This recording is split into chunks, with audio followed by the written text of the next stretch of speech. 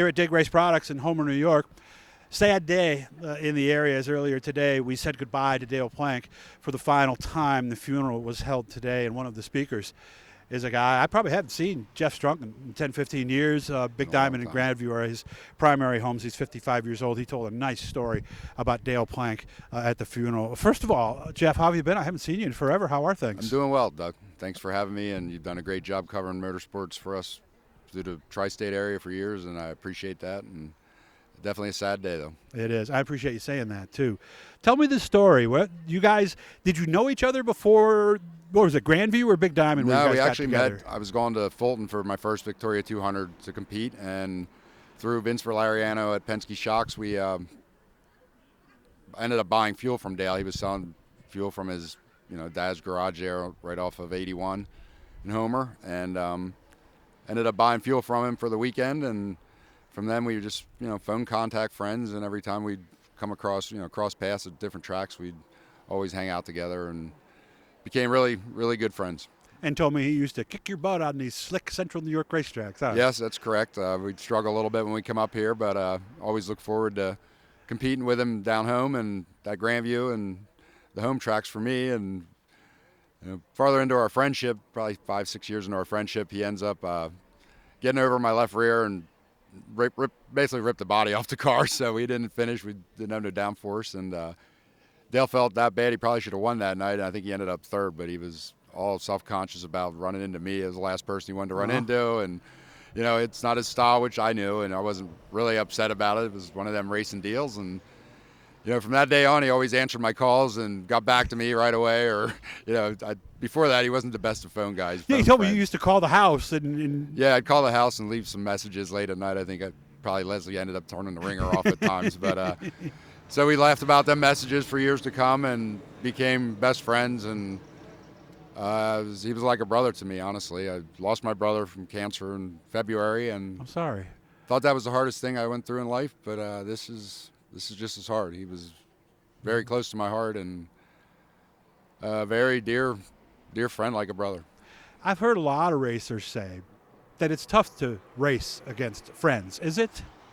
Well, that's one thing about him and I. We didn't race against each other that often. That I think our friendship was more of a bond than our racing competitiveness. I mean, we were obviously both competitive, very successful at young ages already. We were kicking butt, taking names when we were in our 20s. So It was a good start to a career for both of us. I think we have many similarities as the people we are, our likes, our passions, and always a great family man, and lived and loved his family so much and brought so much joy and laughter to my life that after thinking about it for a week now, it's so mind-consuming to know how much he meant to you, and to lose somebody that's such an important part of your life. And not that you ever take it for granted, you don't, but you look back and you appreciate it that much more after something like this happens. So it's true. And we had a lot in common away from the racetrack. We'll get into some of that another time. But there has to be a story when you beat up on him and passed him for a big win. I beat him a couple right? races down there, Susquehanna and Grandview, and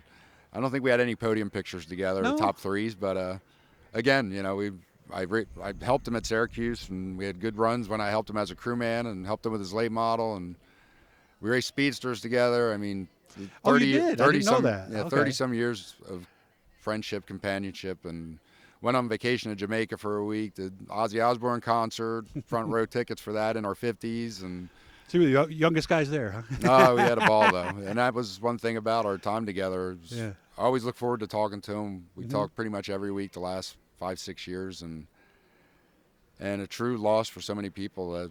It's very sad, but there's so many great memories of him that you go from tears to laughter in a few seconds. So And there was a lot of that yeah, at the funeral, which I thought was nice. Just shows how many So- people's hearts he touched, and what an amazing, wonderful individual he was.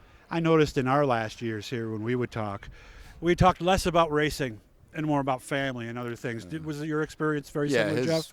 Once he had grandchildren and the boys grew up and were on their own and got married and whatnot, I mean, he definitely softened Dale up some, and all in the greatest of ways. I mean, he lived for his family, he lived for his grandkids, and he was a genius when it came to dirt modifieds. He really was, from as good of he was one of the best racers I ever raced against, and he was just as damn good at setups and shocks, and him and Brandon, just everything they're doing with Dig is quite amazing, and I'm just glad to be part of their family. They're like family to me, and we'll never live for his legacy and live to keep Dig going and to do what he would want us to do, and that's what he would want.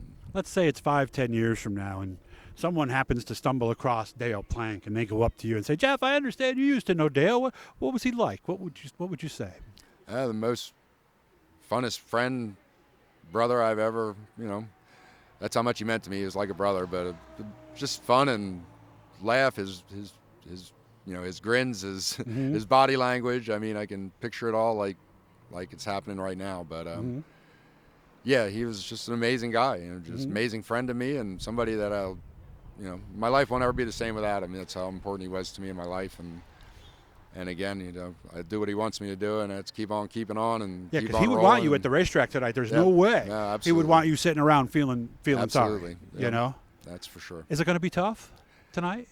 It can't be any tougher than Saturday was. Okay. Granby did a beautiful tribute to him Saturday before the races, which I only had found out 5 hours before that, and that was probably the most emotional night I've ever had at a racetrack in a lot of different ways, but we ended up going from 25th to 4th in the feature, so nice. He got me back on track and kept me focused, and again, he would... Well, that was Dale. Yeah. Yeah, I could see you running through what were you thinking about what he would have been telling you and stuff in between? No, he wouldn't be happy if I wasn't going to go racing tonight. No, he'd want you going to the front. So if you get a win this weekend, let me know, and hopefully you'll get a chance to to share another memory tonight or tomorrow night, maybe in Victory Lane. So gonna miss him. I'm gonna miss him too. Jeff, thanks for spending time. I haven't seen you in forever, so it's nice to catch up. I'll make sure that we keep in touch. Okay. Thanks again. I appreciate it.